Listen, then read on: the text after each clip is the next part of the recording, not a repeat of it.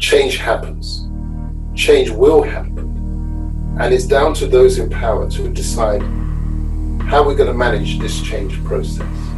We can bury our head in the sand like an ostrich and think that the problem will go away and that the others will simply stop complaining. But that doesn't happen. That is not human nature. You have to embrace the changes and the changes around you. There's a new generation with better knowledge and different aspirations. And also, it has to be borne in mind that the diaspora are very much involved in this challenge. They have a stake in this. Because why? In the same way as I explained about the George Floyd situation, whatever is going on back in our homeland affects the careers, the job prospects of anybody with our complexion of skin. If the vibes coming from homeland, Nigeria, are negative and not positive, and they're tales of corruption, they're tales of attorney generals not reading the law properly and just doing things the way they want, the rest of the world are listening in. They're reading these stories, and they form their perception of our peoples.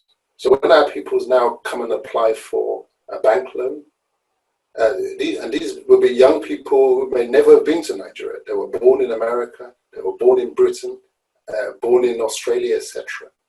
But by virtue of that skin color or their names, they are affected by what goes on at home.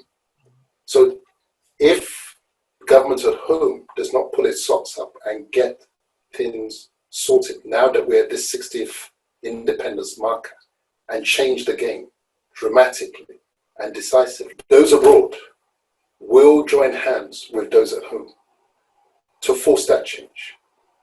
It's inevitable, it's human nature.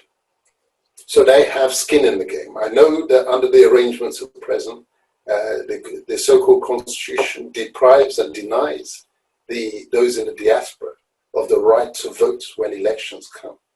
And they know why they're doing that, because they know that the ones abroad are not going to accept a bag of rice for their votes, that they are less vulnerable to what I call vote capture. So that's why they've been shut out of the system. And yet, the country is relying for the support of its foreign exchange. They're relying for the support of the value of the naira on the remittances that are coming home from those abroad, who are now having to provide welfare support for their people at home. The diasporans will not be quiet, as they have been over the last 60 years. There is a new force that will make an impact as far as the direction of Nigeria is concerned. And we encourage those at home to join hands with those abroad in order to make the change that we desire. It doesn't depend on others to agree to it. We will make it happen.